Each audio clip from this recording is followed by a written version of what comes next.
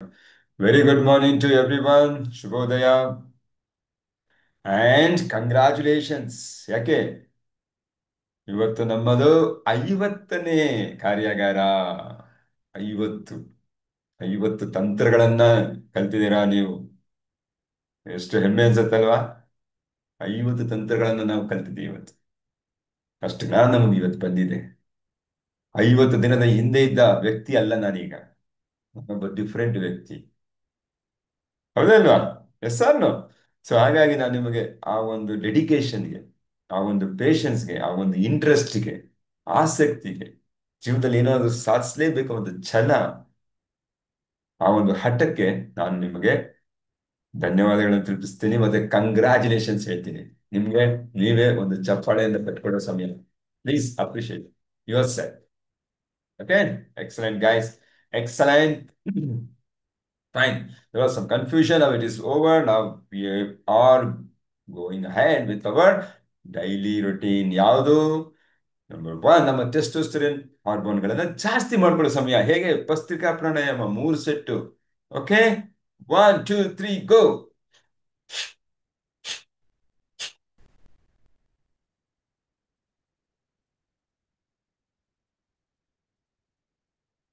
ಒಂದು, ಎರಡನೇ ಸೆಟ್ಟು.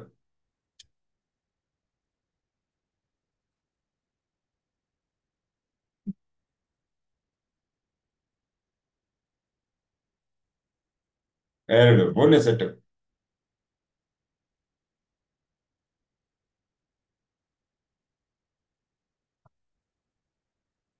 ಮೂರು set. Excellent guys, wonderful. Hope you people are doing it. ನೀವು ಮಾಡ್ಬೇಕಾಗತ್ತೆ. Okay fine. ನೆಕ್ಸ್ಟ್, ಈಗ ಎರಡನೇ ವಿಷಯ ಏನು? ಅಪರಿಮಿತ ಘೋಷಣೆ. ಓಕೆ, 1 2 3 ಗೋ.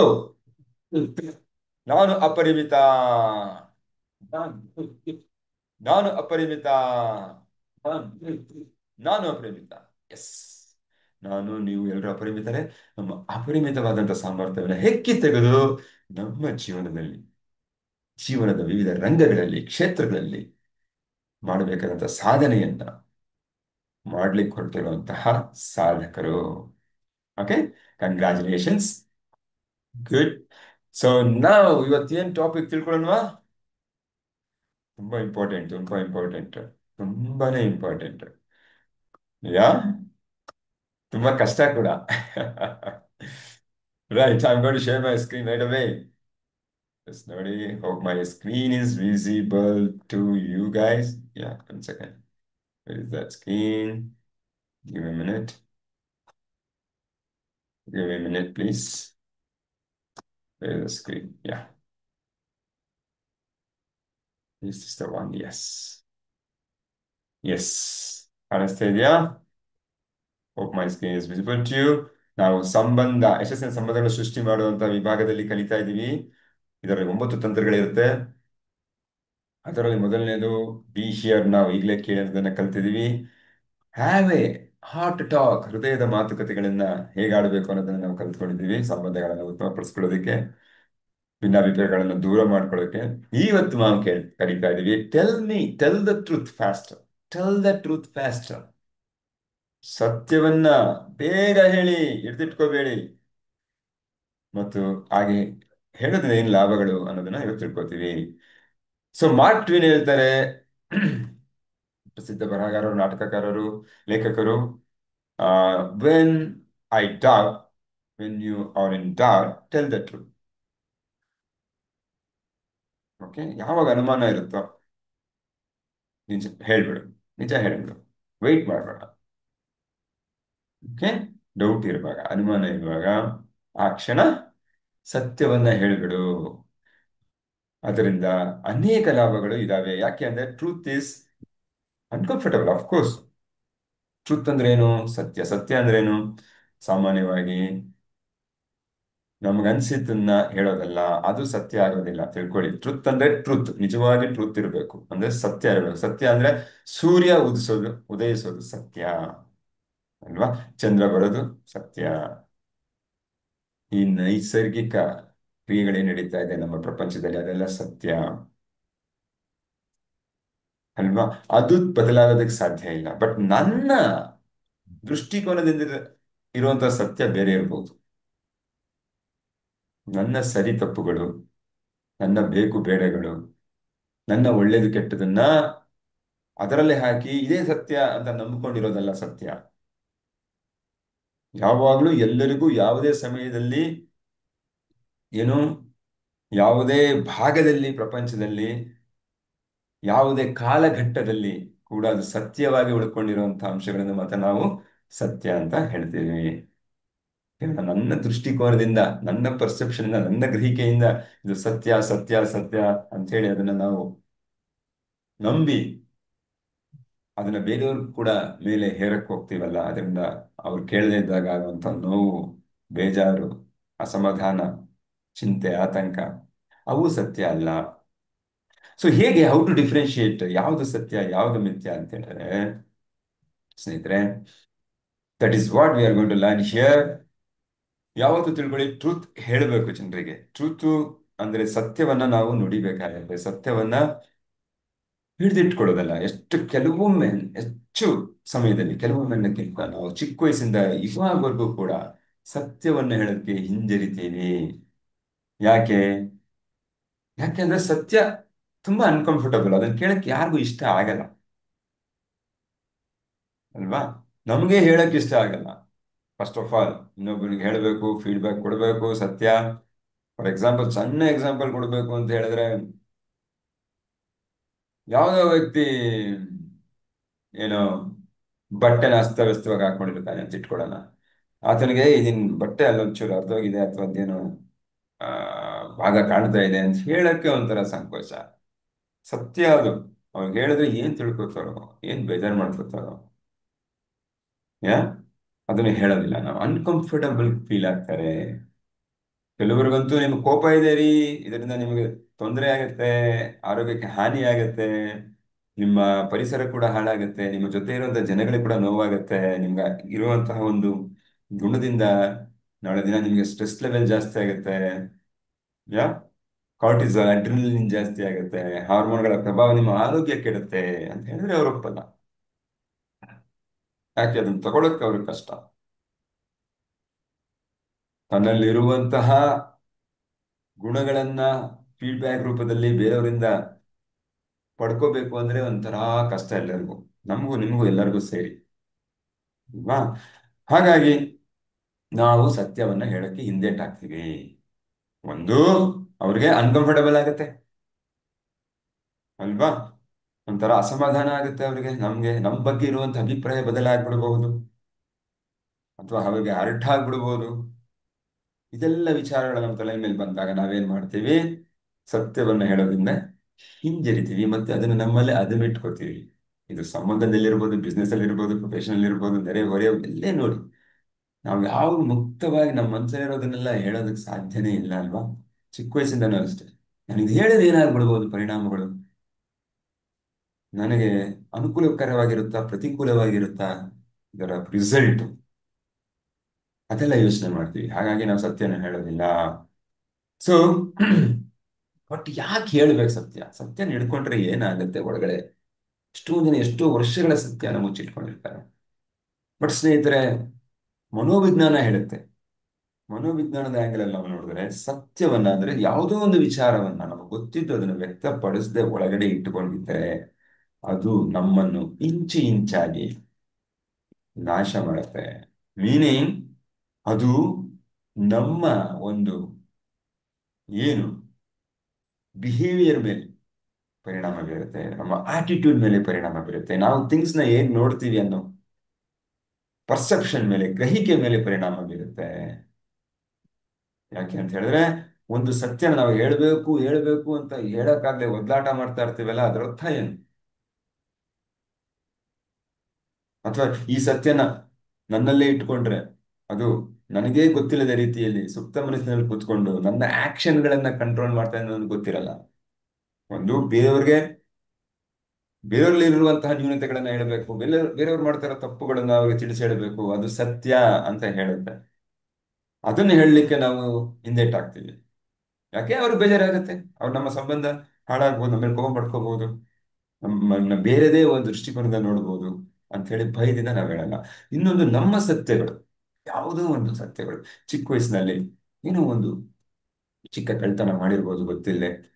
ನನ್ನ ಸಹವರ್ತಿದು ಪೆನ್ಸಿಲ್, ಶಾಲೆಗೆ ಹೋಗುವಾಗ ಪೆನ್ಸಿಲ್ ಪುಸ್ತಕನ ಕದ್ದಿರ್ಬೋದು, ಅಥವಾ ಯಾವುದೋ ಒಂದು ಕಾಪಿ ಮಾಡಿರ್ಬೋದು, ಅಂಗಡಿಲಿ ಏನೋ ಒಂದು ತಿಂಡಿನ ಕದ್ದಿರ್ಬೋದು, ಅಪ್ಪನ ಪಾಕೆಟಿಂದ ದುಡ್ಡು ಕದ್ದಿರ್ಬೋದು, ಅಮ್ಮನ ಸಾಸಿವೆ ಡಬ್ಬಿಂದ ನಾವು ದುಡ್ಡನ್ನ ಕದ್ದಿರಬಹುದು, ಗೊತ್ತಿಲ್ಲ. ಯಾರಿಗೋ ಗೊತ್ತಿಲ್ಲದಂಗೆ ಹೊಡೆದು ಬಂದಿರಬಹುದು. ಯಾವ್ದಾದ್ರು ವಿಚಾರಗಳನ್ನ ಬಾಲ್ಯಕ್ಕೆ ಹೇಳಿದ್ರೆ ಮಾಡಿರ್ತೀವಿ. ಖಂಡಿತ ಆಗಿರುತ್ತೆ ಪ್ರತಿಯೊಬ್ಬರ ಜೀವನದಲ್ಲಿ. ಬಟ್ ನಮ್ಗನ್ಸುತ್ತೆ, ಏಯ್, ಅದು ಮಾಡಿರೋದ್ರಿಂದ ನನಗೇನು ತೊಂದರೆ ಆಗ್ತಾ ಇಲ್ಲ, ನಾನು ಆರಾಮಾಗಿದ್ದೀನಿ, ಐ ಆಮ್ ಫೈನ್. ನೋ, ನಮ್ಮ ಪಾಪ ಪ್ರಜ್ಞೆ ಸುಪ್ತ ಮನಸ್ಸಿನಲ್ಲಿ ನೀನ್ ತಪ್ಪು ಮಾಡಿದ್ಯಾ ಅಂತ ಪದೇ ಪದೇ ಹೇಳ್ತಾ ಇರುತ್ತೆ. ಅದು ನಮ್ಗೆ ಗೊತ್ತಾಗೋದಿಲ್ಲ, ಕಾನ್ಶಿಯಸ್ ನಮ್ಗೆ ಗೊತ್ತಾಗಲ್ಲ. ಬಟ್ ಅದು ನಮ್ಮ ಬಿಹೇವಿಯರ್ನ ರೂಪಿಸೋದಕ್ಕೆ ಒಂದು ಅಂಶವಾಗಿರುತ್ತೆ. ಮತ್ತೆ ಎಷ್ಟೋ ಜನರಿಗೆ ಅದರಿಂದ ಕಾಯಿಲೆ ಕಸಾಳೆಗಳು ಕೂಡ ಬಂದಿರುತ್ತೆ, ಅವ್ರಿಗೆ ಗೊತ್ತಿರೋದಿಲ್ಲ. ಯಾಕಂದ್ರೆ ಆ ಸತ್ಯವನ್ನು ಹಿಡಿದಿಟ್ಕೋಬೇಕು ಅಂತ ಹೇಳಿದ್ರೆ, not A joke, it needs lot of energy, it consumes lot of energy. ಆ ಸತ್ಯ, ಆ ನೋವು, ನನ್ನ ನೋವು, ಅವಮಾನ, ಬೇಸರ, ಸೋಲು ಏನೇ ಇರಲಿ, ನಾವು ಯಾರಿಗೂ ಹೇಳ್ಕೊಳಕ್ ಆಗದೆ ಇರುವಂತ ಒಂದು ವಿಚಾರ, ಅದನ್ನ ನಾವು ಹಿಡಿದಿಟ್ಕೊಳಕ್ಕೆ ಪದೇ ಪದೇ ಪ್ರಯತ್ನ ಪಡ್ತಾ ಇರ್ತೀವಿ. ಹಾಗಾಗಿ ನಮ್ಮ ಎನರ್ಜಿ, ಫೋಕಸ್ಸು ಎಲ್ಲ ಅದ್ರ ಕಡೆ ಕೊಡ್ಬೇಕಾಗತ್ತೆ. Okay. So what happens when you tell the truth? ಹಾಗಾಗಿ ನೀವು ಸತ್ಯ ಹೇಳಿದಾಗ ಏನಾಗತ್ತೆ? ಅವ್ರನ್ನ ಹೇಳ್ಬೇಕು. ಏನ್ ಹೇಳುತ್ತೆ? ಏನಾಗತ್ತೆ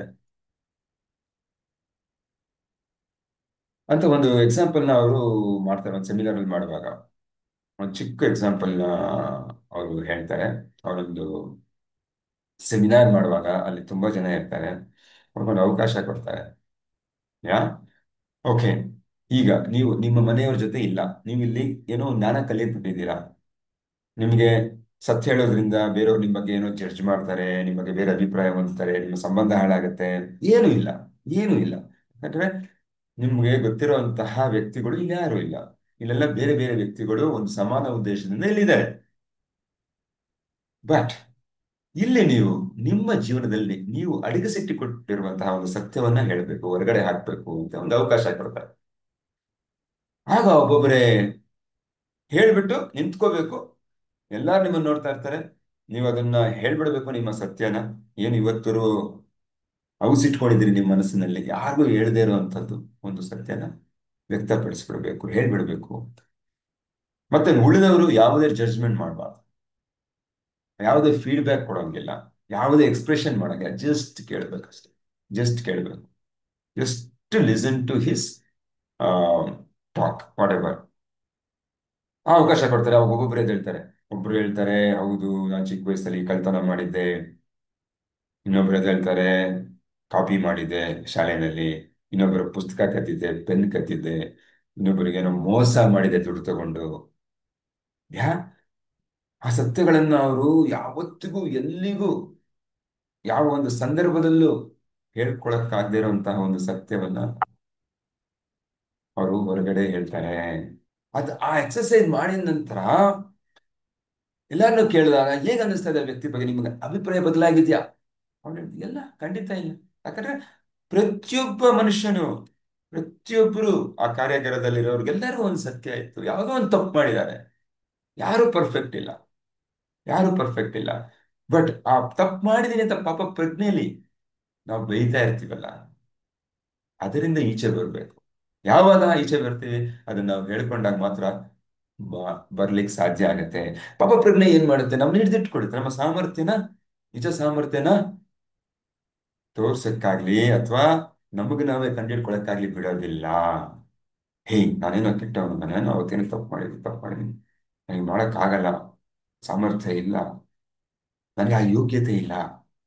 ಈ ರೀತಿ ನಮಗ್ ನಾವೇ ಅದು ಒಳಗಡೆ ಆ ಮನಸ್ಸಿನ ಆಳದಲ್ಲಿ ನಮ್ಮ ಬಗ್ಗೆ ಕೀಳಿರಿಮೆಯನ್ನು ಉತ್ಪತ್ತಿ ಮಾಡ್ತಿರುತ್ತೆ. ಹಾಗಾಗಿ ಇವರು ಈ ಒಂದು ಅವಕಾಶ ಕೊಟ್ಟಾಗ, ಒಂದು ವೇದಿಕೆ ನಿರ್ಮಾಣ ಮಾಡಿದಾಗ ಜನ ಯಾವಾಗ ಹೇಳಕ್ ಶುರು ಮಾಡಿದ್ರು, ಮನಸ್ಸು ನಿರ್ಮಾಣ ಆಯ್ತು. ಮತ್ತೆ ಅಲ್ಲಿರೋ ಪ್ರತಿಯೊಬ್ರು ಸಹಿತ ಇನ್ನೊಬ್ರನ್ನ ಕಂಡ್ರೆ ಹೆಚ್ಚು ಪ್ರೀತಿ ಬಂತು. ಯಾಕಂದ್ರೆ ಸಮಾನ ಮನಸ್ಸು ಪ್ರತಿಯೊಬ್ರು ನಂತರನೇ ಇದ್ದಾರೆ ಅಂತ ಅನಿಸಿದಾಗ ನಮ್ಗೆ ಏನಾಗುತ್ತೆ? ಒಂದು, ಇಷ್ಟ ದಿನ ನಾನು ಅನ್ಕೊಂಡಿರೋ ಅನುಮಾನಗಳು ಬಗೆಹರಿತು, ನೋವು ಮಾಯ ಆಯ್ತು, ಮನಸ್ಸು ನಿರಾಳ ಆಯ್ತು. ಇನ್ನೊಂದು, ಇನ್ನೊಬ್ಬ ವ್ಯಕ್ತಿನೂ ಅದೇ ರೀತಿ ಇದ್ದಾನೆ ಅಂದಾಗ ನಾನೆಂತ ದೊಡ್ಡ ತಪ್ಪು ಮಾಡ್ತಾ ಇಲ್ಲ, ಅಟ್ಸ್ ಓಕೆ, ಫೈನ್ ಅಂತ ಅನ್ನಿಸ್ತು. ಮತ್ತೆ ಅವರ ಬಾಂಧವ್ಯ ಹೆಚ್ಚಿನ ಮಟ್ಟದಲ್ಲಿ ಬೆಳೀತು. ಹಾಗಾಗಿ ಸತ್ಯವನ್ನ ನಾವು ಹೇಳಬೇಕಾಗತ್ತೆ. ಈ ತರ ಒಂದು ವೇದಿಕೆನ ನಿರ್ಮಾಣ ಮಾಡಿ ಸತ್ಯವನ್ನ ಹೇಳೋ ತರ ಮಾಡಿದ್ರೆ ಅದರಿಂದ ನಾವು ಈಚೆ ಬರ್ಬೋದು. ನಮ್ಗೆ ಸಾಮಾನ್ಯವಾಗಿ ಯಾಕೆ ಹೇಳಲ್ಲ ಅಂದ್ರೆ, ಬೇರೆಯವ್ರು ನಮ್ಮ ಬಗ್ಗೆ ಏನ್ ತಿಳ್ಕೊಬಿಡ್ತಾರೋ, ಏನ್ ಜಡ್ಜ್ಮೆಂಟ್ ಮಾಡ್ತಾರೋ, ನಮ್ಮ ಬಗ್ಗೆ ಅಭಿಪ್ರಾಯ ಬದಲಾಗುತ್ತೋ ಅಂತ. ನಮ್ಮ ಸತ್ಯನೂ ಹೇಳಲ್ಲ, ಅವ್ರ ಸತ್ಯನೂ ನಾವು ಹೇಳಕ್ ಹೋಗೋದಿಲ್ಲ. ಬೇಜಾರ್ ಮಾಡ್ಕೊಂತಾರೆ, ಫೀಲ್ ಮಾಡ್ಕೋತಾರೆ ಅಂತ ಹೇಳ್ಬಿಟ್ಟು. ಹಾಗಾಗಿ ಈ ಒಂದು ಕ್ರಿಯೆ ಮಾಡಿದ ನಂತರ ಅವರು ಸ್ಟಡಿ ಮಾಡಿ ನೋಡ್ತಾರೆ, ಎಷ್ಟೋ ಜನಕ್ಕೆ ಅವತ್ತವರೆಗೂ ಬರ್ತಾ ಇರುವಂತಹ ಮೈಗ್ರೇನ್ ತಲೆನೋವು ನಿಂತು ಹೋಗುತ್ತೆ. ಎಷ್ಟೋ ಜನಕ್ಕೆ ಅವತ್ತವರೆಗೂ IBS, ಇರಿಟಬಲ್ ಬವಲ್ ಸಿಂಡ್ರೋಮ್ ಏನಿದೆ, ಗ್ಯಾಸ್ಟ್ರಿಕ್ ರಿಲೇಟೆಡ್ ಸಮಸ್ಯೆಗಳು, ಗಟ್ಟಿಗೆ ಸಂಬಂಧಪಟ್ಟಂತ ಸಮಸ್ಯೆಗಳು, ಮಲಬದ್ಧತೆಗೆ ಕಾರಣ ಆಗಂತ ಸಮಸ್ಯೆಗಳು, ಇವೆಲ್ಲ ನಿವಾರಣೆ ಆಗುತ್ತೆ. ಮ್ಯಾಜಿಕ್ ತರ ಅನೇಕ ಹೆಲ್ತ್ ಬೆನಿಫಿಟ್ಗಳು ಅವ್ರಿಗೆ ಸಿಗ್ತಾ ಹೋಗೋದನ್ನ ಗಮನಿಸ್ತಾರೆ. ಯಾಕಂದ್ರೆ ಈಗ ಆ ಸತ್ಯವನ್ನ ಯಾರು ಹೇಳದಲ್ಲಿ ಹಿಡಿದಿಟ್ಕೊಂಡಿರೋದ್ರಿಂದ ಅವ್ರ ಅಪಾರವಾದ ಎನರ್ಜಿನ ಅಲ್ಲಿಗೆ ಕೊಡ್ತಾ ಇರೋದ್ರಿಂದ ನಮ್ಮ ದೇಹದ ವಿವಿಧ ಭಾಗಗಳಲ್ಲಿ ಅಂಗಾಂಗಗಳು ಸರಿಯಾಗಿ ಕೆಲಸ ಮಾಡೋಕೆ ಸಾಧ್ಯ ಇಲ್ಲ ಅನ್ನೋದನ್ನ ಇವ್ರು ಇಲ್ಲಿ ಪ್ರೂವ್ ಮಾಡ್ತಾರೆ. ಮತ್ತು ಚೆನ್ನಾಗಿ ಹೆಚ್ಚು ಖುಷಿಯಿಂದ ಇರ್ತಾರೆ. ಈಗ ಏನೋ ಒಂದು ಅಪರಾಧಿ ಮನೋಭಾವದಿಂದ ಮುಕ್ತರಾಗಿದಾಗ ಹೇಗೆ ಅನ್ಸುತ್ತೆ ನಮಗೆ, ನಿರಾಳವಾಗಿ ಹೆಚ್ಚು ಕಾನ್ಫಿಡೆನ್ಸ್ ಬರುತ್ತೆ, ಹೆಚ್ಚು ಧೈರ್ಯ ಬರುತ್ತೆ, ಮತ್ತು ಕೆಲಸ ಕಾರ್ಯಗಳನ್ನ ಮಾಡ್ತಾರೆ. ಹಾಗಾಗಿ ಸತ್ಯವನ್ನ ನಾವು ಹಿಡಿದಿಟ್ಕೋಬಾರ್ದು, ಸತ್ಯವನ್ನ ಹೇಳ್ಬಿಡಬೇಕು. ಸತ್ಯವನ್ನ ಹೇಳ್ಬೇಕು. What you need to share, ಏನ್ ಶೇರ್ ಮಾಡಬೇಕು? ರಿಸೆಂಟ್ಮೆಂಟ್ಗಳು, ಅಸಮಾಧಾನಗಳು, ನಮ್ಮಲ್ಲಿ ಅಸಮಾಧಾನ ಮೂಡುತ್ತೆ ಇನ್ನೊಬ್ಬ ವ್ಯಕ್ತಿ ಬಗ್ಗೆ, ಇನ್ನೊಂದು ಸಂದರ್ಭದ ಬಗ್ಗೆ, ಯಾ ಮತ್ತೆ ಅನ್ಮೆಟ್ ನೀಡ್ಸ್, ಅಗತ್ಯಗಳು, ಅದನ್ನ ನಾವು ಆ ಏನು ಮೀಟ್ ಮಾಡದೇ ಇರುವಂತಹ ಅಗತ್ಯಗಳು, ಪೂರೈಕೆ ಮಾಡಲಾಗದಿರುವಂತಹ ಅಗತ್ಯತೆಗಳು ನಮ್ಮಲ್ಲಿ ಏನಿರುತ್ತೆ, ಮತ್ತೆ ನಮ್ಮ ಡಿಮ್ಯಾಂಡ್ಗಳು, ಬೇಡಿಕೆಗಳು, ಇವೆಲ್ಲ ಇರುವಂಥದ್ದು. ಈ ರಿಸೆಂಟ್ಮೆಂಟ್ ಅಂದ್ರೆ ಬೇರೆ ಒಬ್ಬ ವ್ಯಕ್ತಿಯ ಒಂದು ನಡವಳಿಕೆ ನಮಗೆ ಅಸಮಾಧಾನವನ್ನ ಮೂಡಿಸಿರುತ್ತೆ. ಅವನ ರೀತಿ ಮಾಡಬಾರ್ದಾಗಿತ್ತು, ಬಟ್ ಅದನ್ನ ಹೇಳ್ಬೇಕು ನಾನು ಅಂದ್ರೆ ಹೇಳೋದಿಲ್ಲ. ಅಥವಾ ನನ್ನ ಬಗ್ಗೆ ನನಗೆ ಅಸಮಾಧಾನ ಇರ್ಬೋದು, ಈ ವಿಷಯನ ಈ ರೀತಿ ಹ್ಯಾಂಡಲ್ ಮಾಡಿರ್ಬೇಕಾಗಿತ್ತು, ನಾನು ಮಾಡ್ತಾ ಇಲ್ಲ. ಅದರಿಂದ as resentment is equal to unfulfilled needs and desires. ನನ್ನ ಬಯಕೆಗಳನ್ನ, ಆಸೆಗಳು, ಮತ್ತೆ ನನ್ನ ಅಗತ್ಯತೆ ಪೂರೈಕೆಯಾಗದಂತಹ ಅಗತ್ಯತೆಗಳು ನನ್ನ ಮನಸ್ಸಿನಲ್ಲಿ ಇರುವಾಗ ಅದು ಅಸಮಾಧಾನವಾಗಿ ಸೃಷ್ಟಿಯಾಗ್ಬಿಡುತ್ತೆ ಅಥವಾ ರೂಪಿತಗೊಂಡಿರುತ್ತೆ.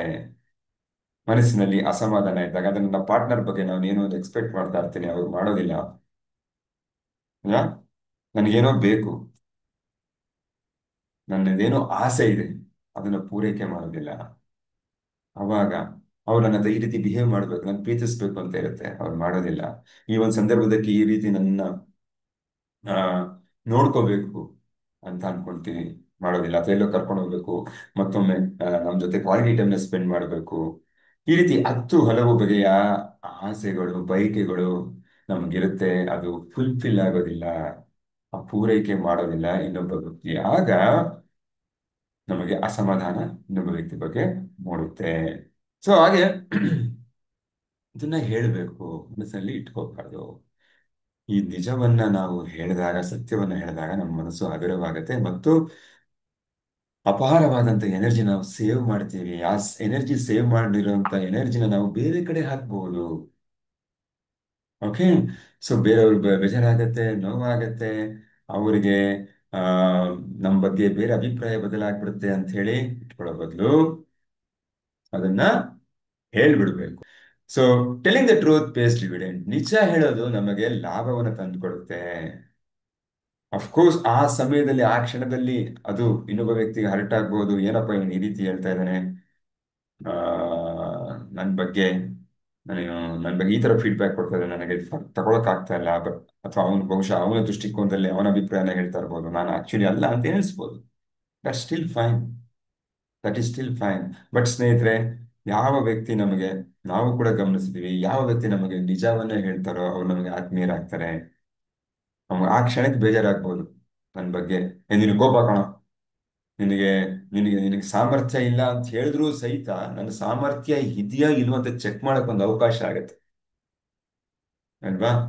ನಾವು ಚೆಕ್ ಮಾಡ್ಕೊಂಡಾಗ ನಿಜವಾಗ್ಲೂ ಇಲ್ಲದೆ ಇರಬಹುದು ಆ ಒಂದು ವಿಚಾರದಲ್ಲಿ. ನಿಜವಾಗ್ಲೂ ಇಲ್ಲದೆ ಇರ್ಬೋದು, ಅದನ್ನ ಕರೆಕ್ಷನ್ ಮಾಡ್ಕೊಳಕ್ಕೆ ಅವಕಾಶ ಆಗುತ್ತೆ.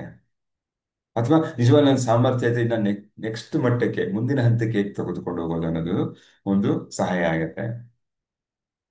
ಹಾಗಾಗಿ ಆ ಸತ್ಯವನ್ನ ತೆಗೆದುಕೊಳ್ಳುವಷ್ಟು ಕೂಡ ಒಂದು ಕರೇಜ್ ಇರಬೇಕು. ಅವ್ರು ನಮ್ಮ ಬಗ್ಗೆ ಏನ್ ಹೇಳ್ತಾರೆ ಸತ್ಯ, ಅದಕ್ಕೊಂದು ಧೈರ್ಯ ಇರಬೇಕು, ಒಂದು ವಿಶಾಲ ಮನೋಭಾವ ಇರಬೇಕು.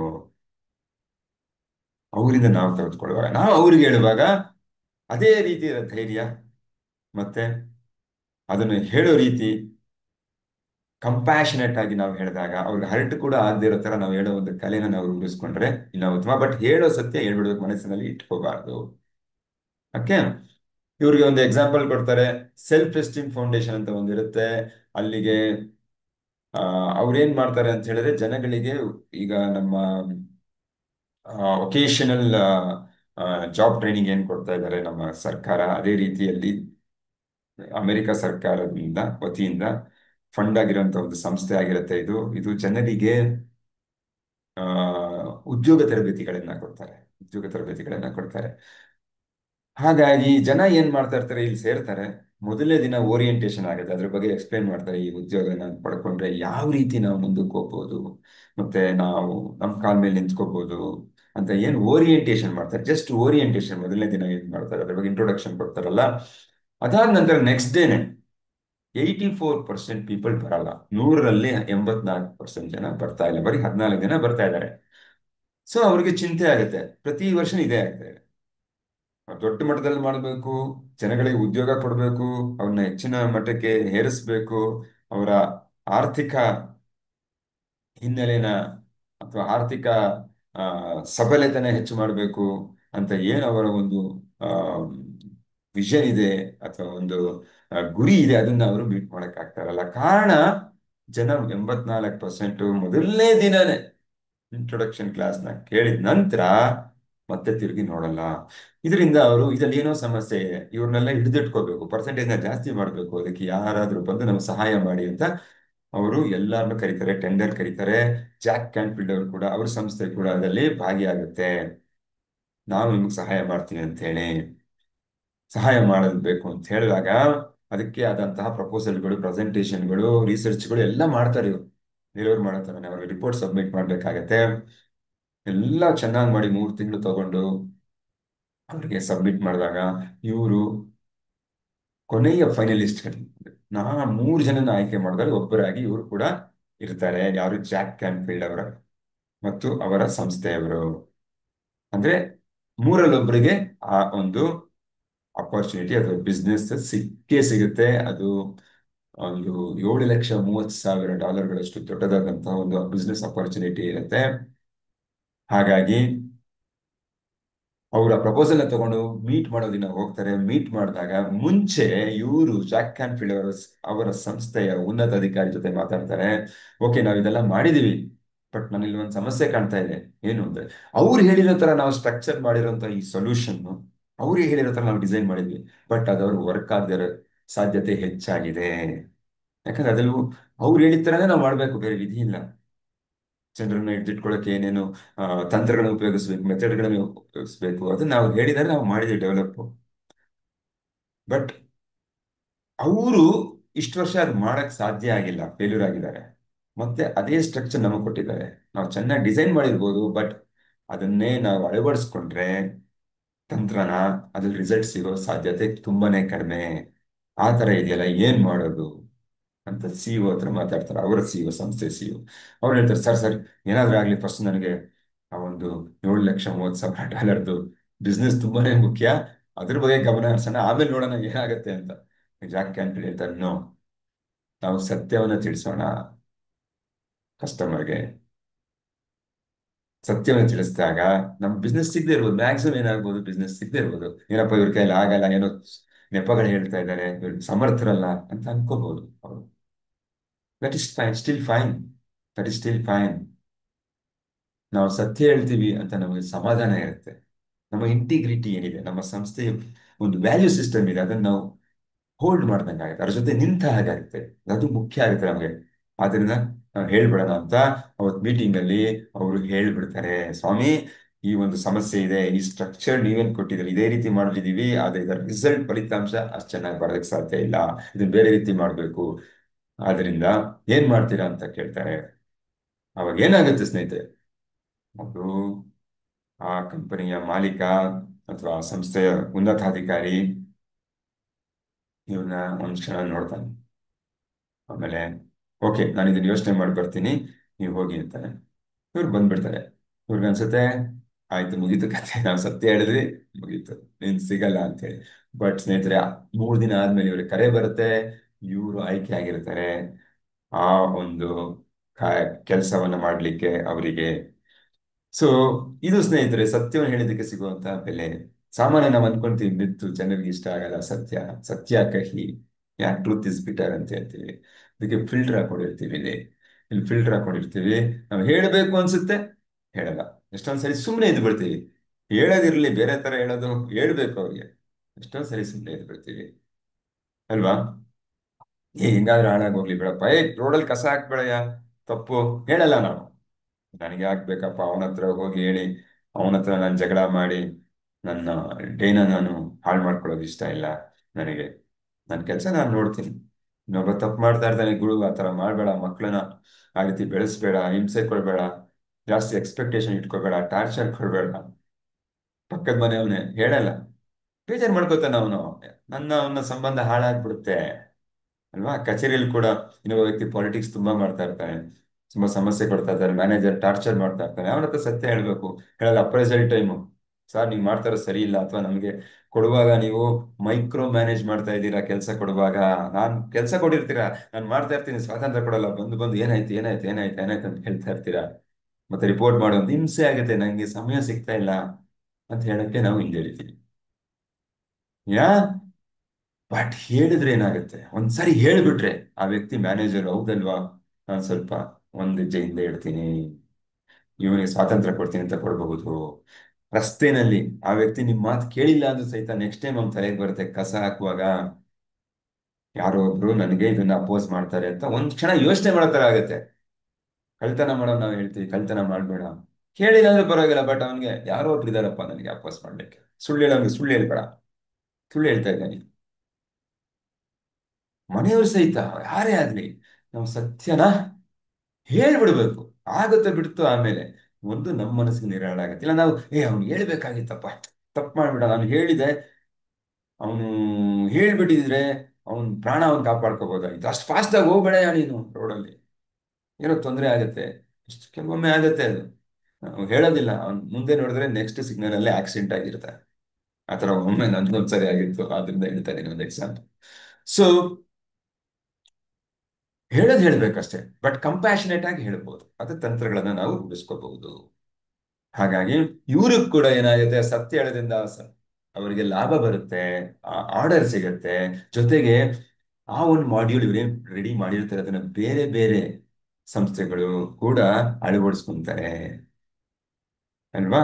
ಸತ್ಯ ಹೇಳಿದ್ರಿಂದ, ಸತ್ಯ ಹೇಳಿಲ್ಲ ಅಂದ್ರೆ ಏನಾಗ್ತಿತ್ತು, ಅವ್ರದೇ ಸ್ಟ್ರಕ್ಚರ್ನ ಇವರು ಆಚರಣೆ ಎಕ್ಸಿಕ್ಯೂಟ್ ಮಾಡ್ಬೇಕಾಗಿತ್ತು, ಅದೇ ರಿಸಲ್ಟ್ಗಳು ಸರಿಯಾಗಿ ಸಿಗ್ತಾ ಇರಲ್ಲ, ಸಂಕೋಚದಿಂದ ಅವ್ರು ಏನ್ ತಿಳ್ಕೊಬಿಡ್ತಾರೋ, ಹರ್ಟ್ ಆಗುತ್ತೋ, ಬೇಜಾರಾಗುತ್ತೋ, ಅವ್ರ ಮೆಥಡ್ನ ನಾನು ಗೌರವಿಸ್ತಿಲ್ಲ ಅಂದ್ರೆ, ಅವ್ರ ಮಾತನ್ನ ಗೌರವಿಸ್ತಿಲ್ಲ ಅಂತಿದ್ರೆ ಅವ್ರು ಬೆಳೆಯಕ್ ಆಗ್ತಾ ಇರ್ಲಿಲ್ಲ. ಸೊ ಹಾನೆಸ್ಟ್ ಆಗಿ ಇರ್ಬೇಕು. ಸೊ ಟೈಮ್ ಯಾವಾಗ ಯಾವಾಗ ಹೇಳ್ಬೇಕಿದು, ಸತ್ಯ ನಮಗೆ ಇವತ್ತಲ್ಲ, ಇವತ್ತು ನಾವು ಬೇಜಾರು ನಷ್ಟ ತಂದು ಕೊಡ್ಬೋದು, ನಾಳೆ ಯಾವತ್ತಿದ್ರು ನಮಗೆ ಅದು ಲಾಭ ತಂದೆ ತಂದು ಕೊಡುತ್ತೆ. ಬೇರೆಯವರಿಂದ ನಮಗೆ ಲಾಭ ಇಲ್ಲದವ್ರು ಪರವಾಗಿಲ್ಲ, ನನ್ನ ಮನಸ್ಸು ನನ್ನ ಆತ್ಮ ಸಾಕ್ಷಿ ನನ್ನನ್ನ ಕ್ಷಮಿಸ್ಬಿಡುತ್ತೆ, ನನ್ನನ್ನ ಹೊಗಳುತ್ತೆ, ಅದು ಮುಖ್ಯ ನನಗೆ. ಯಾಕಂದ್ರೆ ನಾವು ಮನೋವಿಜ್ಞಾನದ ಆಧಾರದ ಮೇಲೆ ಯಶಸ್ಸಿನ ಕಡೆಗೆ ಹೋಗ್ತಾ ಇರೋ ನಮಗೆಲ್ಲರಿಗೂ ಬೇಕಾಗಿರೋದೇನು, ನಮ್ಮ ಮನಸ್ಸು ನಮ್ಮನ್ನ ಅಕ್ಸೆಪ್ಟ್ ಮಾಡಬೇಕು, ನಮ್ಮ ಮನಸ್ಸು ನಮ್ಮನ್ನ ಗೌರವಿಸ್ಬೇಕು, ನಮ್ಮ ಮನಸ್ಸು ನಮ್ಮ ಸಾಮರ್ಥ್ಯವನ್ನ ಕಂಡುಹಿಡ್ಕೋಬೇಕು ಅಲ್ವಾ.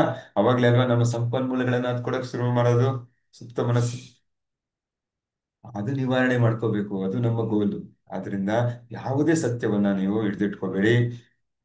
ಅವ್ರಿಗೆ ಕಷ್ಟ ಆಗತ್ತೆ ಅಂದ್ರೆ ಕಂಪ್ಯಾಷನೇಟ್ ಆಗಿ ಸಹಾನುಭೂತಿಯಿಂದ ಹೇಳಿ. ನಾವು ಯೋಧರ ಘೋಷಣೆ ಹೇಳ್ತೀವಲ್ಲ, ನಾನು ಸತ್ಯವನ್ನ ಸಹಾನುಭೂತಿಯಿಂದ ಹೇಳುತ್ತೇನೆ, ಬಟ್ ಹೇಳಿದೀನಿ ಅಂತ ನಿರಾಳ ಆಗ್ಬೇಕು, ಅದಕ್ಕೋಸ್ಕರ ಎನರ್ಜಿ ಅದಕ್ಕೆ ಫೋಕಸ್ ಮಾಡಬಾರ್ದು. If you have some childhood trauma ಇದೆಲ್ಲ ಏನಾದ್ರು ಇದ್ರೆ, ಈ ಸತ್ಯವನ್ನ ನೀವು ಇನ್ನೊಂದು ಎಕ್ಸರ್ಸೈಸ್ ಮಾಡ್ಬೋದು. ಮನೆಯವ್ರ ಹತ್ರ ಹೇಳ್ಕೊಳಕ್ಕಾಗಲ್ಲ, ಅವರು ಅಂತ ಒಂದು ವಿಚಾರಗಳಿದ್ರೆ ನೀವು ಕನ್ನಡಿ ಮುಂದೆ ಯಾರು ಇಲ್ಲದೆ ಇರುವಾಗ ಹೇಳ್ಕೋಬಹುದು. ನಿಮ್ಮ ಸ್ನೇಹಿತರ ಮುಂದೆ ಹೇಳ್ಕೊಳ್ಳಿದ್ರೆ ಅಡ್ಡಿ ಇಲ್ಲ. ಯಾರು ಇಲ್ಲ ಅಂದ್ರೆ ಕನ್ನಡಿ ಮುಂದೆ ನಾನು ಈ ರೀತಿ ಮಾಡಿದ್ದೆ ಆ ದಿನ, ಇದು ಗೊತ್ತಿಲ್ಲದೆ ಮಾಡಿದೆ ಅಂತ ನಮ್ಮ ಬಗ್ಗೆ ಏನಾದ್ರು ಸತ್ಯಗಳು ನಮ್ಮನ್ನ ಬೆಳವಣಿಗೆ ತಡೀತಾ ಇರುವಂತಹ, ನಮಗೆ ಗೊತ್ತಿಲ್ಲದೆ ಅಡಚಣೆ ಆಗ್ತಾ ಇರುವಂತಹ ಒಂದು ಆ, ನಮ್ಮ ಬಗ್ಗೆ ಇರುವಂತಹ ಒಂದು ಅಭಿಪ್ರಾಯಗಳನ್ನ ಬದಲಾವಣೆ ಮಾಡಬೇಕು ಅಂದ್ರೆ ಸತ್ಯಗಳನ್ನ ಇವತ್ತು ನೀವು ಕನ್ನಡಿ ಮುಂದೆ ಹೇಳಿ ನಿಮ್ಮ ಮನಸ್ಸನ್ನ ಹಗುರ ಮಾಡ್ಕೋಬಹುದು. ಅಥವಾ ಬರೆದು ಬಿಟ್ಟು ಆ ಸತ್ಯವನ್ನ ಪೇಪರ್ನ ಹೊಡೆದಾಕಿ ಬೆಂಕಿಗೂ ಹಾಕ್ಬಹುದು. ಈ ಎರಡು ವಿಧಾನಗಳನ್ನ ಅನುಸರಿಸಿ. ಇದು ತುಂಬಾನೇ ಮುಖ್ಯ ಮನಸ್ಸನ್ನ ರಿವೈವ್ ಮಾಡ್ಲಿಕ್ಕೆ. ಓಕೆ. ಇನ್ನೊಂದು ವಿಚಾರ ಗೊತ್ತಾ, ಇನ್ನೊಂದು ಸ್ಟಡೀಸ್ ಹೇಳುತ್ತೆ ನಾವು ಬೇರೆಯವ್ರಿಗೆ ಯಾಕೆ ಹೇಳಲ್ಲ ಅಂದ್ರೆ ಸತ್ಯ, ನಮಗೆ ಸತ್ಯ ತಗೊಳ್ಳೋ ಅಷ್ಟು ಧೈರ್ಯ ಇರೋದಿಲ್ಲ. ಇನ್ಫ್ಯಾಕ್ಟ್ ನಾವು ಅವ್ರಿಗೆ ಬೇಜಾರಾಗತ್ತೆ, ಅವ್ರಿಗೆ ಅವಮಾನ ಆಗತ್ತೆ, ಅವ್ರಿಗೆ ನೋವಾಗತ್ತೆ ಅಂತ ಅನ್ಕೋತೀವಲ್ಲ, ಆಕ್ಚುಲಿ ಅದೆಲ್ಲ ನಮ್ಗೆ ಆಗೋದು. ನಾವಿರೋ ತರನೇ ಕನ್ನಡಿ ತರ ಪ್ರಪಂಚ ಮಿರೇರ್. ನಮಗೇನ್ ಅನ್ಸುತ್ತೆ ಅವ್ರಿಗೂ ಹಂಗೆ ಅನ್ಸ್ಬೋದು ಅನ್ಸೋದು ಸಹಜ. ತಾ ಕಳ್ಳ ಪರರ ನಂಬ ಕೇಳಿದೀರಾ? ನಾನ್ ಕಳ್ಳ ಆದ್ರೆ ಬೇರೆಯವ್ರ ನಂಬಿಕೆ ಬರೋಲ್ಲ ಬೇರೆಯವ್ರ ಮೇಲೆ. ಬ್ಲೈಂಡ್ ಆಗಿ ನಂಬೋನ್ ನಿಜವಾಗ್ಲೂ ಕಳ್ಳ ಆಗಿರಲ್ಲ, ಹಿಂಜರಿಯಲ್ಲ ಅವನು. ಇವನು ಹಿಂಜರಿತಾನೆ ಯಾಕೆ? ನನಗ್ ಬೇಜಾರಾಗುತ್ತೆ ಬೇರೆಯವ್ರು ಬಂದು ನಾನು ಸತ್ಯ ಹೇಳಿ ನಾನು ತಗೊಳಕ್ ಶಕ್ತಿ ಇಲ್ಲ, ಸಾಮರ್ಥ್ಯ ಇಲ್ಲ, ಆ ಧೈರ್ಯ ಇಲ್ಲ ನನಗೆ. ಹರ್ಟ್ ಮಾಡ್ಕೋತೀನಿ, ಫೀಲ್ ಮಾಡ್ಕೋತೀನಿ, ನೋವು ಮಾಡ್ಕೋತೀನಿ, ಆ ಫೀಡ್ಬ್ಯಾಕ್ ತಗೊಳ್ಳೋ ಶಕ್ತಿ ಇಲ್ಲ. ಹಾಗಾಗಿ ನಾವು ಪ್ರತಿಯೊಬ್ಬರಿಗೂ ಹಂಗೆ ಆಗುತ್ತೆ ಅಂತ ಅನ್ಕೊಳ್ಳೋದು. ನೋಡಿ ಹೇಗಿದೆ. ಸೊ ನಮ್ಮಲ್ಲಿರೋ ದೌರ್ಬಲ್ಯ ಅದು ಬೇರೆಯವ್ರಿಗೂ ಇದೆ ಅಂತ ಅಸ್ಯೂಮ್ ಮಾಡ್ಕೊಂಡ್ಬಿಟ್ಟು ಅದನ್ನ ಮಾಡ್ದೆ ನಿಂತ್ಬಿಡೋದು. ಹಾಗಾಗಿ ಅದನ್ನ ನಾವು ಕ್ವಶನ್ ಮಾಡ್ಕೋಬೇಕು. ನಾವು we are ready, we are open for feedback ಅಂತ ನಾವು ಚೆಕ್ ಮಾಡ್ಕೋಬೇಕು ಸ್ನೇಹಿತರೆ. ಆದ್ರಿಂದ ಎಲ್ಲರೂ ಎಲ್ಲರೂ ಕೂಡ ನಿಜವನ್ನ ಹೇಳಬೇಕು, ಮನಸ್ಸಲ್ಲಿ ಇಟ್ಕೋಬಾರ್ದು. ಯಾಕಂದ್ರೆ ಅದರಿಂದ ಲಾಭವಿದೆ. ಇವತ್ತಿಂದ ಟ್ರೈ ಮಾಡಿ. ಅದಕ್ಕೆ ಇನ್ನೊಂದು ಎಕ್ಸಾಂಪಲ್, ಮರ್ಲಿನ್ ಟ್ಯಾಮ್ ಅಂತ ಹೇಳ್ತಾರೆ, ಡಿವಿಷನಲ್ ಮ್ಯಾನೇಜರು, ಆಪರೇಷನ್ಸ್ 320 ಸ್ಟೋರ್ಸ್ ನ ಆಪರೇಷನ್ಸ್ ಮಾಡ್ತಾ ಇರ್ತಾರೆ ಇವರು, ಔಟ್ಲೆಟ್ಗಳನ್ನ ಅಮೆರಿಕಾದಲ್ಲಿ. ಅವ್ರಿಗೆ ನೈಕಿ ಅವರು ಒಂದು ಆಫರ್ ಕೊಡ್ತಾರೆ, ಅವ್ರು ಡಿವಿಷನಲ್ ಮ್ಯಾನೇಜರ್ ಆಗಿರ್ತಾರೆ. ಬನ್ನಿ ನಮ್ಮನ್ ಸೇರಿ, ಬನ್ನಿ ನಮ್ಮನ್ನ ಸೇರ್ಕೊಳ್ಳಿ, ನಿಮಗೆ ದೊಡ್ಡ ಪೊಸಿಷನ್ ಕೊಡ್ತೀವಿ, ದೊಡ್ಡ ಆ, ಮೊತ್ತದ ದೊಡ್ಡ ಪ್ಯಾಕೇಜ್ ಕೊಡ್ತೀವಿ, ಸ್ಯಾಲ್ರಿ ಪ್ಯಾಕೇಜ್, ಬಂದು ಸೇರಿ ಅಂತ ಆಫರ್ ಮಾಡ್ತಾರೆ. ಮತ್ತೆ 3 ದಿನ ನಮ್ಮ ಸ್ಟೋರ್ನ ಸ್ಟಡಿ ಮಾಡಿ ನಿಮ್ಗೆ, ನೋಡಿ ನಿಮ್ಗೆ ಇಷ್ಟ ಆಗುತ್ತೆ ಅಂತ ಹೇಳ್ತಾರೆ. ಇವರು ಅದಕ್ಕೆ ಒಪ್ಕೋತಾರೆ. ಅವರ ನೈಕಿ ಸ್ಟೋರ್ಗಳನ್ನ ಸ್ಟಡಿ ಮಾಡಿದಾಗ ಒಂದು ಅಂಶ ಗೊತ್ತಾಗತ್ತೆ. ಏನು ಅಂದ್ರೆ ಅವರ ನೈಕಿ ಸ್ಟೋರ್ಸ್ ಏನಿದೆ, ಪ್ರಖ್ಯಾತ ಬ್ರ್ಯಾಂಡ್ ಏನಿದೆ, ಅದು ಶೂಸ್ ಅಲ್ಲಿ ಚೆನ್ನಾಗಿದೆ, ಅತ್ಯಂತ ಉತ್ತಮವಾದಂಥ ಕ್ವಾಲಿಟಿ ಇರುತ್ತೆ. ಪ್ರಾಡಕ್ಟ್ಗೆ ಮತ್ತೆ ಔಟ್ಲೆಟ್ ಸ್ಟೋರ್ಸ್ ಅಲ್ಲಿ ಡಿಸ್ಪ್ಲೇ ಮಾಡೋದ್ರಿಂದ ಹಿಡಿದು ಆ ರೇಂಜ್ಗಳು, ಪ್ರಾಡಕ್ಟ್ ರೇಂಜ್ಗಳು ಎಲ್ಲ ಚೆನ್ನಾಗಿರುತ್ತೆ. ಪೂರೈಕೆ, ಪ್ರೊಡಕ್ಷನ್ ಇಂದ ಹಿಡಿದು ಬೇಡಿಕೆ ಎಲ್ಲ ಚೆನ್ನಾಗಿರುತ್ತೆ. But when it comes to ಬಟ್ಟೆಗಳು, ಬಟ್ಟೆಗಳಿಗೆ ಬಂದಾಗ, ಅಪರಲ್ಸ್ ಬಂದಾಗ, ಅವ್ರನ್ನ ನೋಡಿದಾಗ ಸೂಕ್ಷ್ಮವಾಗಿ ಅವ್ರು ಗಮನಿಸ್ತಾರೆ. ಅವೆಲ್ಲ ನೈಕಿ ಅವರು ಪ್ರೊಡ್ಯೂಸ್ ಮಾಡೋದಲ್ಲ, ಯಾರೋ ಥರ್ಡ್ ಪಾರ್ಟಿ ಕೊಟ್ಟಿರ್ತಾರೆ, ಇಬ್ರು ಮೂವರು ಕೊಟ್ಟಿರ್ತಾರೆ. ಅವ್ರು ವಿವಿಧವಾಗಿ ಅದನ್ನ ಹೊಲ್ದಿ ಅವ್ರಿಗೆ ಕೊಟ್ಟಿರ್ತಾರೆ. ಸೈಜ್ಗಳಲ್ಲಿ ವೇರಿಯೇಷನ್ ಇರುತ್ತೆ, ಕಲರ್ಗಳಲ್ಲಿ ವೇರಿಯೇಷನ್ ಇರುತ್ತೆ. ಹೀಗಾಗಿ ಜನರಿಗೆ ಅದು ರೀಚ್ ಆಗ್ತಾರಲ್ಲ, ಇದನ್ನ ಅವರು ಕಂಡುಹಿಡ್ಕೋತಾರೆ. ಇಂಟರ್ವ್ಯೂ ದಿನ ಹೋಗ್ತಾರೆ, ಅನ್ಸುತ್ತೆ ಸತ್ಯನ ಅವ್ರು ತಗೋತಾರೆ. ಈ ಸತ್ಯನ ಅವ್ರ ಕಂಪ್ನಿ ಬಗ್ಗೆ ಇಷ್ಟು ವರ್ಷ ಒಂದು ಎಸ್ಟಾಬ್ಲಿಷ್ಡ್ ಒಂದು ಸಂಸ್ಥೆ ಈ ಒಂದು ಫೀಡ್ಬ್ಯಾಕ್ ನ ತಗೋತಾರ? ನನಗೇನಾದ್ರೂ ಇಲ್ಲ ನಿನ್ ಕೈಲಿ ಆಗಲ್ಲ ಅಂತ ನೆಪ ಹೇಳ್ತಿದ್ಯಾ ಅಂತ ಹೇಳಿ ಕೆಲ್ಸಕ್ಕೆ ಕೊಡದೆ ಹೋದ್ರೆ ಅನ್ನೋ ವಿಚಾರಗಳ ತಲೆಗೆ ಬರೋಕ್ ಶುರು ಆಗುತ್ತೆ. ಅವ್ರಿಗೆ ಆ ಕೆರಿಯರ್ ಅಲ್ಲಿ ಮುಂದೆ ಹೋಗೋದಕ್ಕೆ ಈ ಕೆಲಸ ತುಂಬಾನೇ ಮುಖ್ಯ. ಬಟ್ ಈ ಯೋಚನೆಗಳು ಬರ್ತಾ ಹೋಗುತ್ತೆ. ಆದ್ರೂ ಸಹಿತ ಅವ್ರು ನಿರ್ಧಾರ ಮಾಡ್ತಾರೆ, ಇರೋ ನಿಜಾನ ಹೇಳ್ಬಿಡ್ತಾರೆ. ನೋಡಿ ಸ್ವಾಮಿ, ಶೂಸ್ ಸೆಗ್ಮೆಂಟ್ ನಿಮ್ದು ಚೆನ್ನಾಗಿ ಮಾಡ್ತಿದೆ, ಆದ್ರೆ ವೆನ್ ಇಟ್ ಕಮ್ಸ್ ಟು ಅಪರಲ್ಸ್ ಈ ಸಮಸ್ಯೆಗಳಿಂದ ಅದು ಚೆನ್ನಾಗಿ ಮಾಡ್ತಾ ಇಲ್ಲ, ಅಲ್ಲೆಲ್ಲ ಸ್ವಲ್ಪ ಇಂಪ್ರೂವ್ಮೆಂಟ್ ಬೇಕು ಅಂತ ಹೇಳ್ಬಿಡ್ತಾರೆ. ಅದರ ಫಲ ಏನಾಗುತ್ತೆ ಅಂದ್ರೆ ಅವರು ಆಯ್ತು ಓಕೆ ನೀವು ಹೋಗಿ ಬನ್ನಿ ಅಂತ ಕಳಿಸ್ಬಿಡ್ತಾರೆ. ಕಳಿಸಿ 3 ವಾರ ಆದ ನಂತರ ಅವ್ರು ಕಾಲ್ ಮಾಡ್ತಾರೆ ಇವ್ರಿಗೆ, you are hired, you are selected as a vice president. ಇವರು ಒಂದು ಲೆವೆಲ್ಗೆ ಪ್ರಮೋಷನ್ ಎಕ್ಸ್ಪೆಕ್ಟ್ ಮಾಡಿದ್ರು, ಡಿವಿಷನಲ್ ಮ್ಯಾನೇಜರ್ ನೆಕ್ಸ್ಟ್ ಲೆವೆಲ್, ಇವ್ರು ವೈಸ್ ಪ್ರೆಸಿಡೆಂಟ್ ಆಗಿ ಇವ್ರನ್ನ ಆಯ್ಕೆ ಮಾಡ್ತಾರೆ. ಕಾರಣ ಏನಂದ್ರೆ ಅವರು 3 ವಾರ ಸ್ಟಡಿ ಮಾಡ್ತಾರೆ ಇಂಟರ್ನಲ್ಲಿ, ಇವ್ರು ಹೇಳಿದ್ ನಿಜನ ಸುಳ್ಳ ಅಂತೇಳಿ. ನಿಜ ಅಂತ ಗೊತ್ತಾಗುತ್ತೆ. ದೆನ್ ಈ ಸತ್ಯ ಹೇಳಿದಕ್ಕೆ, ಈ ಸತ್ಯ ಹೇಳಿದವರಿಗೆ ನಿಜವಾಗ್ಲೂ ಒಂದು ಸಮಸ್ಯೆನ ಕಂಡು ಹಿಡಿದಿದ್ದಾರೆ ಅಂದ್ರೆ ಸೊಲ್ಯೂಷನ್ ಕೂಡ ಇವ್ರು ಮಾಡ್ತಾರೆ ಅನ್ನೋ ಒಂದು ನಂಬಿಕೆ ಬರುತ್ತೆ, ಅವ್ರನ್ನ ಹೈಯರ್ ಮಾಡ್ತಾರೆ. ಹೀಗಾಗಿ ಸತ್ಯನ ಹೇಳಿದಾಗ ಆ ಕ್ಷಣಕ್ಕೆ ನಮಗೆ ಸಮಸ್ಯೆ ಆಗ್ಬೋದು, ತೊಂದರೆ ಆಗ್ಬೋದು. ಆದರೆ ಲಾಂಗ್ ರನ್ ಅಲ್ಲಿ ನಮಗೆ ಬೆನಿಫಿಟ್ ಇದೆ ಸ್ನೇಹಿತರೆ. ಹಾಗಾಗಿ ಇವತ್ತಿನ ಚಟುವಟಿಕೆ ನಿಮ್ಮ ಬಾಲ್ಯದಲ್ಲಿ ಹಿಡಿದಿಟ್ಟುಕೊಂಡಿರುವಂತಹ, ನೀವು ಯಾರಿಗೂ ಹೇಳ್ದಿರೋಂಥ ಸತ್ಯವೊಂದನ್ನ ನೀವು ಮನಸ್ಸಿನಿಂದ ಇವತ್ತು ಹೇಳಬೇಕು ಮತ್ತು ರಿಲೀಸ್ ಮಾಡಬೇಕು ಅನ್ನೋನ, ಆ ಬ್ಲಾಕೇಜ್ನ ರಿಲೀಸ್ ಮಾಡಿದಾಗ ನಾವು ಅಬಂಡೆನ್ಸ್ ಅದನ್ನ ಕಡೆಗೆ ಅಟ್ರಾಕ್ಟ್ ಆಗ್ತೀವಿ, ಯೂನಿವರ್ಸ್ ಕಡೆ ಅಟ್ರಾಕ್ಟ್ ಆಗ್ತೀವಿ. ಮತ್ತೆ ನಮ್ಮ ಸುಪ್ತ ಮನಸ್ಸು ರೀವೈರ್ ಆಗಲಿಕ್ಕೆ ಸಹಾಯ ಆಗುತ್ತೆ ಮತ್ತು ನಮ್ಮ ಎನರ್ಜಿನ ನಮ್ಮ ಗುರಿ ಕಡೆ ಇಡೋದಕ್ಕೆ ಸಹಾಯ ಆಗುತ್ತೆ. ಹಾಗಾಗಿ ನೀವು ನಿಮ್ಗೆ ತೀರಾ ಆತ್ಮೀಯರ ಹತ್ರ ಆದ್ರೂ ಹೇಳ್ಕೊಳ್ಳಿ. ಇಲ್ಲ, ಯಾರೂ ಇಲ್ಲ ಅಂತ ಹೇಳಿದ್ರೆ ಇವತ್ತಿನ ದಿನ ಬಾತ್ರೂಮ್ ಅಲ್ಲಿ ಕನ್ನಡಿ ಮುಂದೆ ಗಟ್ಟಿಯಾಗಿ ನಿಮ್ಮ ಸತ್ಯವನ್ನ ಹೇಳ್ಕೊಳ್ಳಿ, ಅಥವಾ ಬರೆದಿಟ್ಟು ಅದನ್ನ ಬೆಂಕಿ ಹಚ್ಬಿಡಿ, ಅರ್ದು ಬಿಟ್ಟು. ಇವತ್ತು ಅದೆಲ್ಲ ನಿಮ್ಮ ಮನಸ್ಸಿನಿಂದ ನಿವಾರಣೆ ಆಗ್ಬೇಕು. ಓಕೆ ಸ್ನೇಹಿತರೆ, so tell the truth faster, ಬೇಗ ಹೇಳಬೇಕು, ಧ್ಯಾನ ಮಾಡಬಾರ್ದು. ಸರಿನಾ? Then fine, excellent guides, excellent. ನಾವು ಈಗ ನಾವೇನ್ ಮಾಡ್ತೀವಿ, ಯೋಧರ ಘೋಷಣೆ ಮಾಡ್ತೀವಿ. ಯೋಧರ ಘೋಷಣೆ ಅದಕ್ಕೆ ಮುಂಚೆ ಒಂದು ಫೋಟೋ.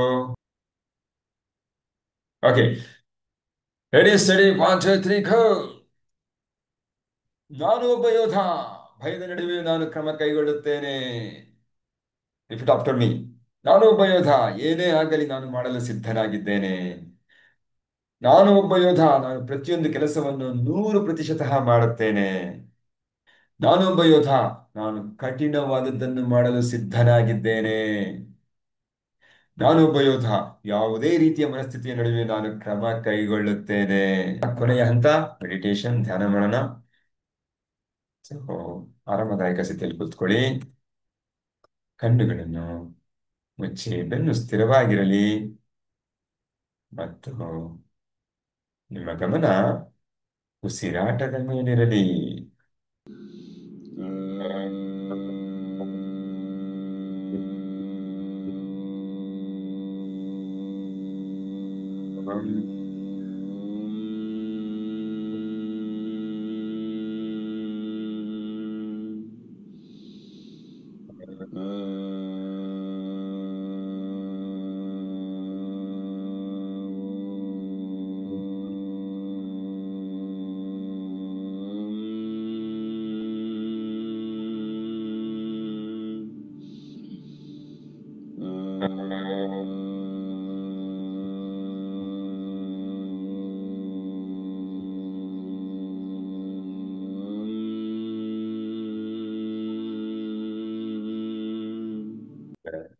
ಕಣ್ಣಿಂದ ಹೊರಗಡೆ ಬೆಳೆಸೋಣ. ಪರಸ್ಪರ ಕೈಗಳನ್ನು ಹಂಚಿಕೊಂಡು ಶಾಖವನ್ನು ಕಣ್ಣುಗಳಿಗೆ ಹೊತ್ಕೊಂಡು ಕಣ್ಣುಗಳು ನಿಧಾನವಾಗಿರ್ತಕ್ಕಂಥ ಹಸ್ತವನ್ನು ನೋಡಿ ಹೊರಗಡೆ ಬನ್ನಿ. ಮತ್ತೆ ಇದಾದ ನಂತರ ವಿಜುವಲೈಸೇಷನ್, ಅಬ್ಸರ್ವೇಷನ್ ಮಾಡೋದು ತುಂಬಾ ಮುಖ್ಯ. ಈ ಆಲ್ಫಾ ಸ್ಟೇಟ್ ಅಲ್ಲಿ ಇರುವಾಗ ನಮ್ಮ ಸುತ್ತ ಮನಸ್ಸಿಗೆ ಅದು ರೀಚ್ ಆಗತ್ತೆ, ದಯವಿಟ್ಟು ಮರಿಬೇಡಿ.